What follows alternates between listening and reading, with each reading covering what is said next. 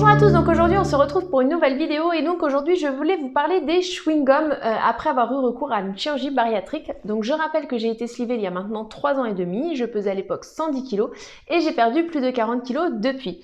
Alors je voulais vous faire part d'une petite expérience qui m'est arrivée dernièrement. Pour assurer aussi les personnes qui sont en parcours préopératoire ou qui viennent fraîchement d'être opérées. Tout simplement parce que, comme vous le savez, en tout cas pour ceux qui ne le savent pas, je le redis, pendant mon parcours préopératoire, en fait, mon chirurgien avait bien stipulé que le chewing-gum était à proscrire totalement après avoir eu recours à l'intervention. Donc au départ, c'est vrai que c'était pas la chose qui me tracassait le plus, mais j'étais quelqu'un qui consommait des chewing-gums tout le temps, tous les jours, plusieurs fois par jour, etc. J'avais quasiment tout le temps un chewing-gum dans la bouche finalement en dehors des repas. Et du coup, je m'étais pas plus affolée que ça, mais je m'étais demandé, voilà, si ce serait simple ou pas à gérer, enfin voilà, comment ça se passerait, etc. Il se trouve qu'après l'intervention, j'en ai jamais eu envie ni quoi que ce soit. J'avais essayé, je crois, une fois pour voir un petit peu comment ça se passait, etc. Mais bon, voilà, j'avais pas eu de... Bon, ni j'avais envie de le faire, ni ça m'a apporté quelque chose ou quoi que ce soit. Et donc, en fait, ce qui s'est passé, c'est que cette semaine, j'avais une sensation un peu pâteuse dans la bouche et j'avais vraiment envie de quelque chose de mentholé. Et j'avais pas de bonbons. D'habitude, j'ai toujours des petits bonbons mentholés sur moi pour justement ce genre de situation.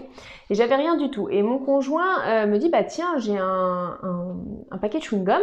Donc, si tu veux, bah prends-en un. Et puis je dis, ben non, tu sais bien, je peux pas consommer de chewing-gum. Il dit, oui, mais bon, au pire, tu le mets juste dans la bouche, tu le gardes 2-3 minutes, et puis voilà, c'est juste pour que te rafraîchir la bouche, etc. Si tu te sens pas à l'aise.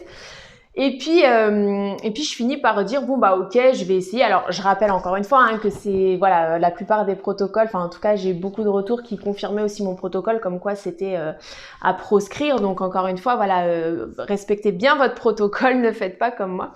Mais du coup voilà, j'ai tenté et j'ai mis le chewing-gum dans la bouche et alors autant voilà sur le moment le goût de la menthe m'a rafraîchi. Mais alors par contre après, vu que ça fait 3 ans et demi que j'en ai pas mangé, en fait ça me donnait une sensation désagréable de mâcher quelque chose sans avaler. Voilà, en fait ça m'écœurait, quoi, ça m'énervait. Et puis sans compter aussi l'air qu'on avale, et c'est là que j'ai compris aussi le mécanisme. Bon, j'ai dû garder ça 2-3 minutes en bouche. Je pense pas que ce soit voilà la fin du monde non plus, mais pour vous dire que voilà, en 2-3 minutes, j'ai quand même pris conscience que j'avalais de l'air en fait, et donc du coup, bah voilà, c'est pas très agréable non plus d'avoir l'air qui remonte dans l'œsophage, etc. Donc voilà, c'était pas du tout agréable et clairement, j'ai jeté le chewing-gum rapidement et voilà, j'ai dit non, franchement, c'est vraiment quelque chose qui m'écœure aujourd'hui, que j'ai pas du tout envie de consommer. Et du coup, je voulais vous faire cette petite vidéo pour vous montrer que voilà, nos goûts, ils évoluent vraiment et surtout sur des choses comme ça sur lesquelles on est assez accro ou dépendant à certains moments de notre vie, vous dire que voilà, ça peut paraître un peu difficile sur le moment quand on nous l'annonce et finalement, avec le temps, ça évolue et on accepte les choses vraiment naturellement.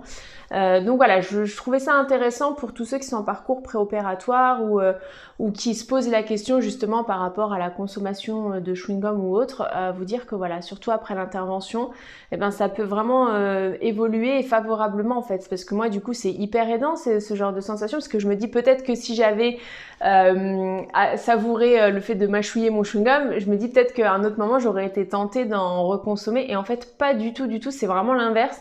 Au point où je me suis dit ouais, la prochaine fois, même si j'ai la bouche pâteuse, je prends autre chose parce que vraiment voilà, c'était pas du tout agréable. Donc voilà, je trouvais ça intéressant de vous en faire part.